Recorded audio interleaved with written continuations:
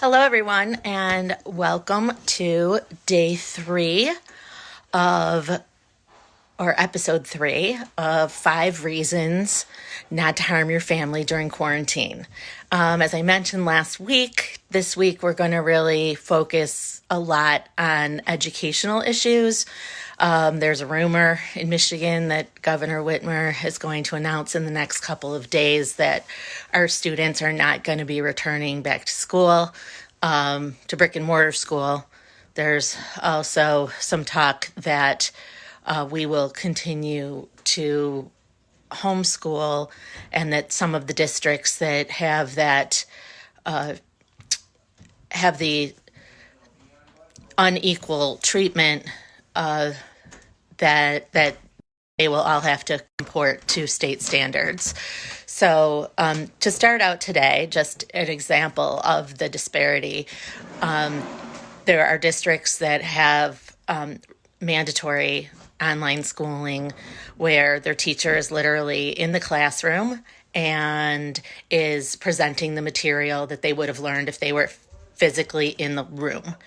There are other schools that teachers have discretion and they can do anything they want, basically, from handing or not handing out worksheets, but sending electronic worksheets, posting things on a website, posting webinars or assignments. It's all optional, and it is, it's kind of like just an effort to provide kids with something. Again, that model is optional. Students don't have to do it. There's no accountability, and they are not getting any credit for these days when they are not in brick and mortar school. The kids who do participate and do all the assignments, they also do not get credit for anything that they've done or they turn in those optional settings. And then you have, I'll call it the third scenario, where you have teachers required to either through Zoom or Google Classroom. Those seem to be the two that are most commonly used. Those teachers are doing their best to present curriculum every day at a set time, very scheduled, just as if the kids were in brick and mortar school. So the teachers are literally teaching their normal classes, their normal hours, and kids are coming via video into the classroom to do the work. And they have homework, and it's really just the only difference is you're not sitting next to your friends. So it all, right now, there's a huge disparity in this at-home learning. And, obviously people who are in option 3 are really happy, and people in option 2 are really unhappy. And so hopefully in the governor's announcements in the next couple days, she will set some state standards, and she will overturn what the education director has already said, which is that none of this at-home school is going to count, which is really awful, especially for the seniors. But anyway, I wanted to tell you basically, as every time we talk, there's a change in everything we talked about yesterday.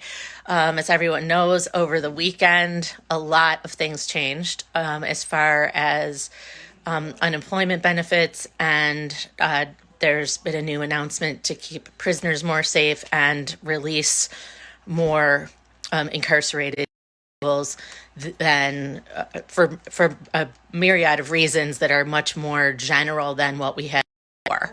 So if your loved ones are incarcerated, we do have some additional avenues of relief that we can file motions and try to get them out. More tools than we had last week. Nothing has changed as far as education officially, but there has been put up on the web. The Michigan Department of Education put up a technical readiness and considerations for online learning directive, and it has a lot of good links on it, and a lot of good questions to ask. the most important one, I think, for parents and for educators would be this part about the infrastructure. And I think that that's where the special needs students, students with accommodation, this is really critical that you have these communications with your school now. Because if there are certain kinds of assistive technology or certain devices that are used, for example, as an accommodation, if your student was in a brick and mortar school, as of this moment, the school is obligated to provide that to you while you're educating your student at home. I cannot think of anything that will be more challenging than for these parents to be the teacher. For students who thrive on, and this is really super important, these and you I'll probably know this, but they thrive on structure.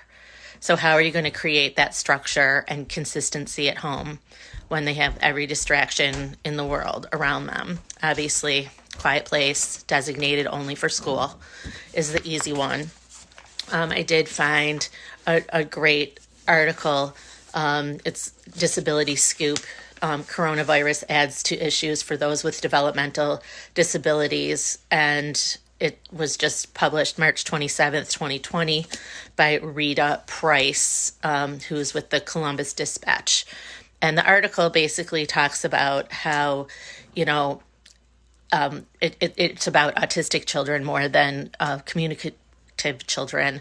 And it talks about how they know their schedule because of pictures and other indicators other than spoken language, and how important it is to create that sort of board and at home, and whether it's a dry erase board or it's something that you and your child draw pictures on, and then you put them up and you take them off as each hour of the day occurs. It had some really, really good ideas in there that I think will make this a better transition, and parents able to implement some of the accommodations that your child would have at school. As I've mentioned over and over again last week, and again today, unfortunately, we have so many questions and so few answers at this point. So as far as the law is concerned, at this point, they're still obligated to comply with the IDEA. They are still obligated to comply with all the accommodations that are in the IEP or in a 504 plan, and those are discussions that should be had now. Because I think as soon as Governor Whitmer makes her anticipated announcement that we are homeschooling for the rest of the year, these conversations are going to be harder and harder to have, because I think that the special ed directors, all of the any mechanism of learning is going to be, they're just going to be overwhelmed with requests. And so there's a lot on the parents right now. Obviously, a lot of parents work and don't have the 8 hours a day to help their child learn, and now they have to. So again, it's another question we don't have the answer to. I just want one more resource for you.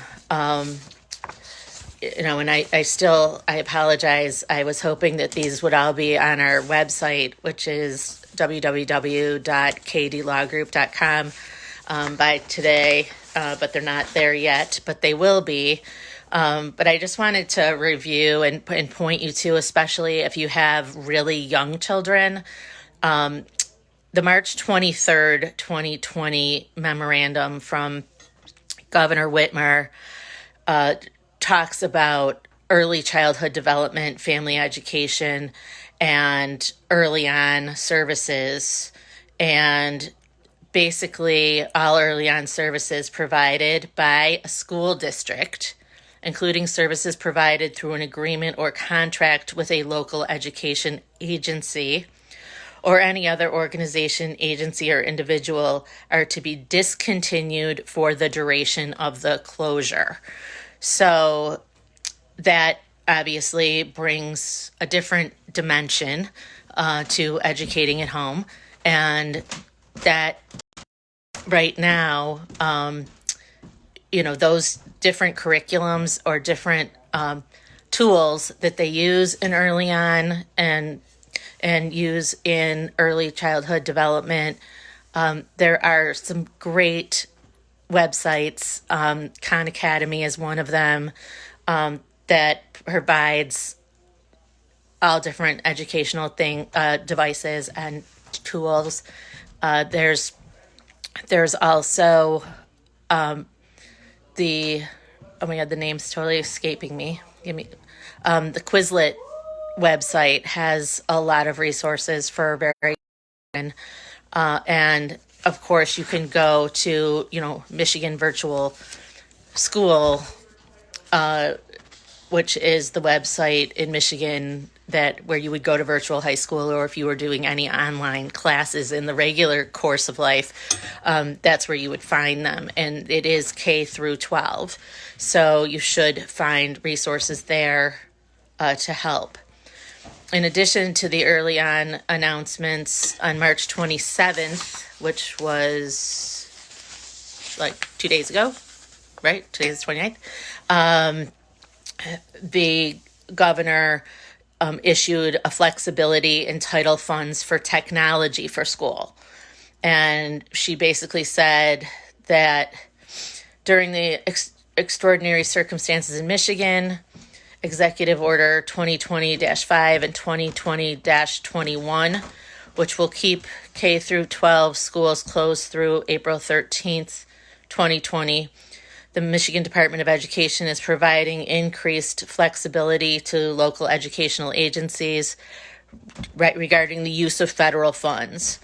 This flexibility is possible because of but basically what it does is it allows schools to purchase hotspots, internet access tools for students.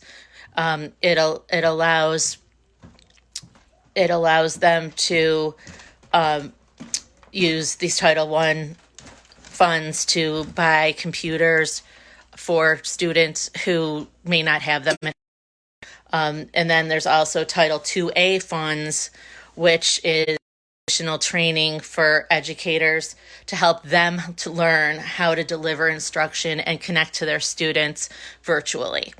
And so there's a professional development piece as well as a technology equipment piece that are both addressed in that memorandum, and we will put them on the Kirsch Daskas website.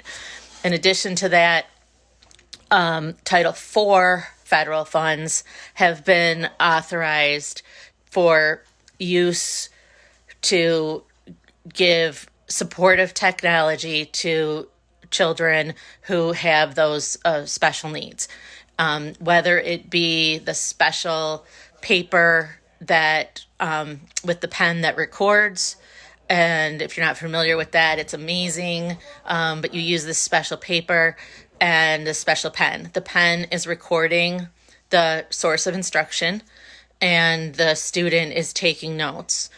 If after you're all done, the student can then put the pen on a part of the paper, and it will literally allow the lecture to be, or whatever it is, to be heard at that moment. So if the notes are incomplete, this is a way for the student to go back to the exact right place, hear it again, complete their notes. Great resource.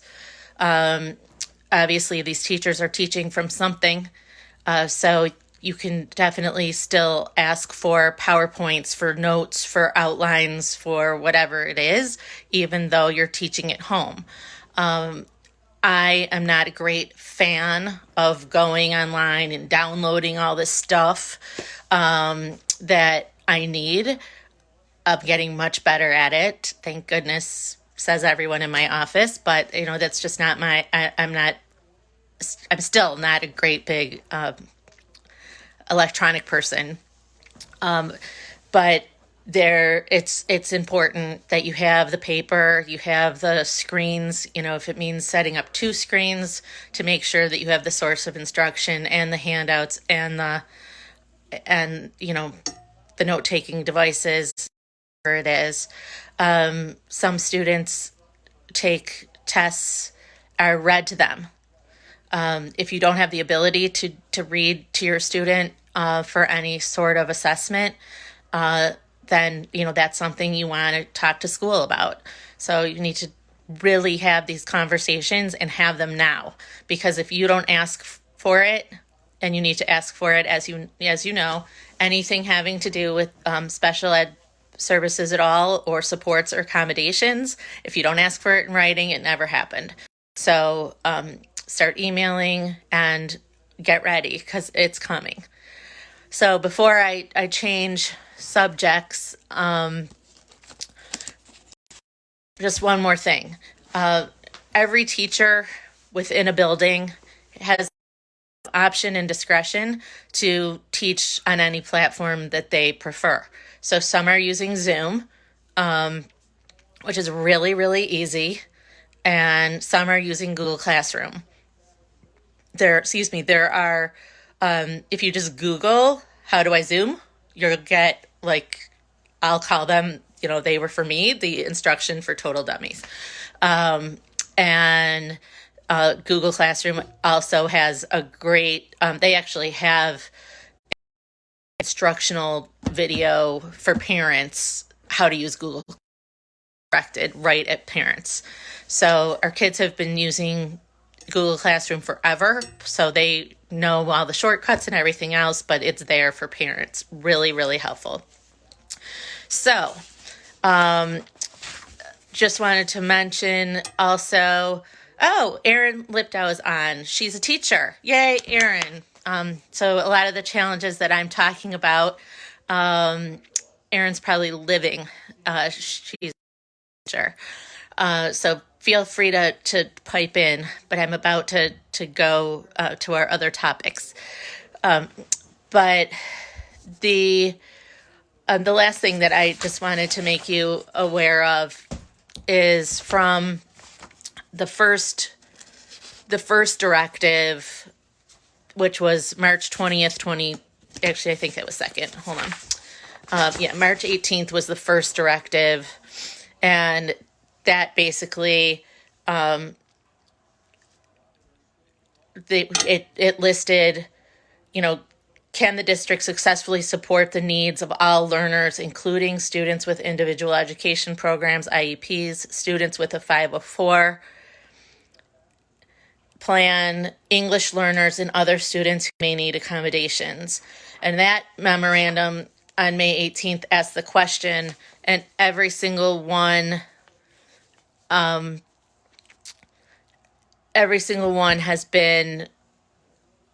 has answered a little, but they're still figuring it out. So, with that, I urge you communicate your teachers with your teachers, whether it's a child who has special needs or not, and make sure it's clear what your responsibilities are as a parent. Make sure that you're very upfront and honest with them, what your limitations are, and you need to really use a lot of teamwork to make this successful. We really need our kids' school year to count. So I don't know what that means. I don't know how it's going to happen, or if it's going to happen, but I hear it's going to happen. And the governor's next announcement about education in the next 2 or 3 days. So it's coming. And, that's my inside education scoop. Tomorrow, I am having an educational consultant who is an advocate for parents before they need me to fight for their child's rights in school, or to get them out of a disciplinary situation. She is a wonderful, wonderful asset in the educational setting, very kind, does a great job. and she's going to join me tomorrow. And then I'm hoping towards the end of the week that I'll have one of the directors of special education from one of the districts in Wayne County will be joining us as well as we continue Education Week and 5 reasons not to harm your family during quarantine. So all of that being said, we're going to switch gears here for a minute because, as I said, as things come up in my day-to-day life, I feel like I should be, as I'm solving those problems, I should be telling you about them so you can make sure they're not happening in your house. On Friday, we talked about parent culpability for kids being kids, and we talked about mostly partying, and if your kid is having a banger and there's drinking and you're home or you're not home and what your culpability is. And today I want to talk to you about our children's use of social media and texting and their devices, their computers, whatever it is. I mean, I don't know about your house, but in my house, my kids are climbing up the walls. You know, they've played enough PS4, they've seen enough movies, they've played enough board games, and we're just at the beginning. So I think that they tend to then go to their devices to find entertainment and friends. And certainly connecting with friends is critical right now. And every psychologist who's told us how to get through this and what to do has definitely encouraged that we have, we keep them connected with their friends through either through Zoom or through FaceTime, Skype, whatever. So I had a situation where dad called me and said my son was asked for a nude by a girl that he doesn't know, who he met on Instagram, which I think it's funny that they call it met on Instagram. And he sent her a picture and he just didn't have a shirt on, and you could see like the Under Armour, the band of his underwear kind of sticking up higher than his jeans. Is he going to be in trouble? And, that is a pretty mild example of what I usually hear that parents are finding on their kids' phones. But number one, if they're talking online, they don't know who they're talking to. They could be talking to a 12-year-old who lied about their age and is in, a room that they shouldn't be in, but lied about their age, so they are. Or they could be a police officer or undercover, or they could be, some sort of predator or pedophile who is just trying to get, personal information so at some point in time they can find your child. So those are kind of the 3 biggies that we need to be talking to our kids about. But I want to talk about the sexting, texting phenomenon, because I think that we all think as parents and adults that this is so dumb. How could any kid possibly do this? But they do it. They do it all the time. And it's shocking to me that girls unsolicited will send them to boys. Sometimes solicited, but it's amazing to me. It is absolutely illegal for any person, girl or boy, under 18, not 16, to have naked, partially naked, side boob shot, whatever it is, on their phone or in their possession.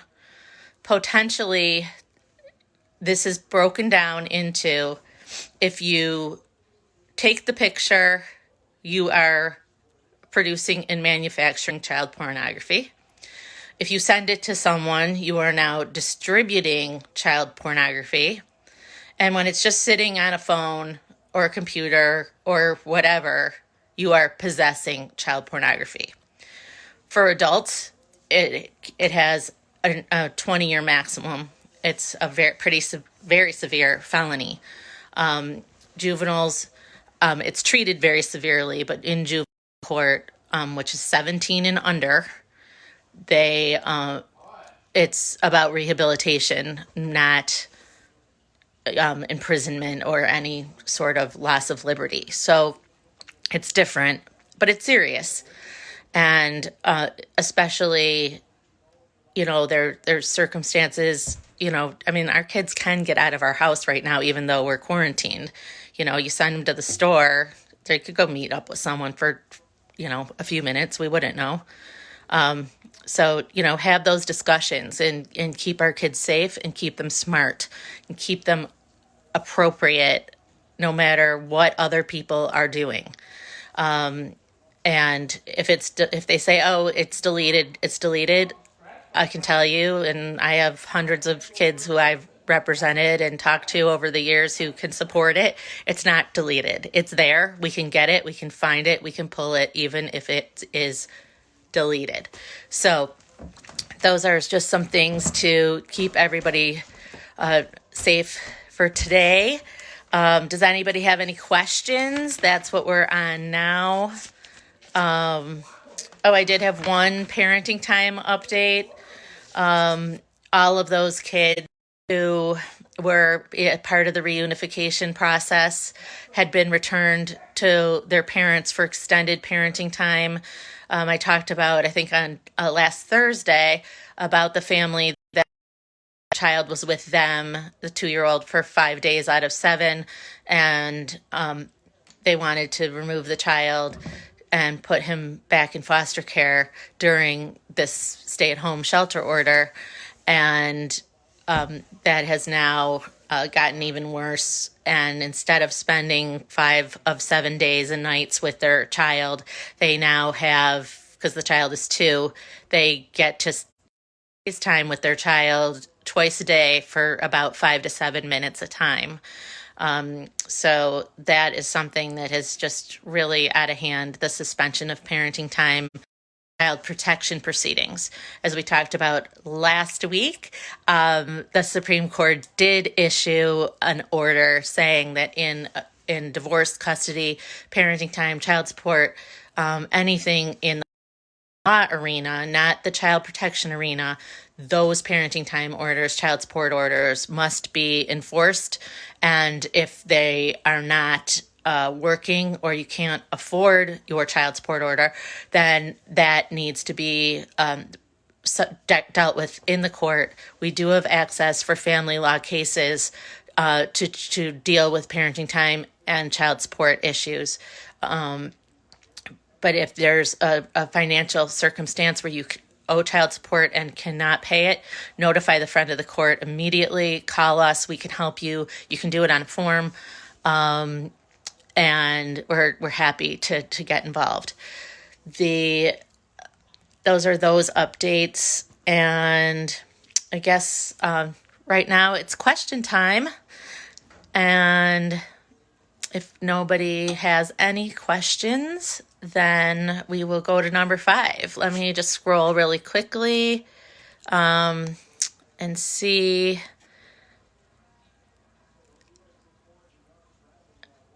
Oh, this is something really good. So a lot of the schools do have a tab on their websites with resources for homeschooling.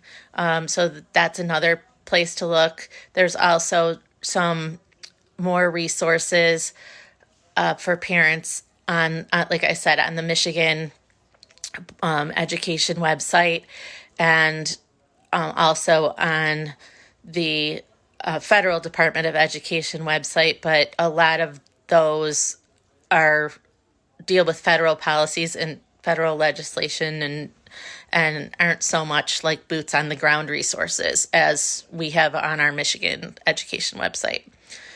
And okay, I see no questions from the crowd.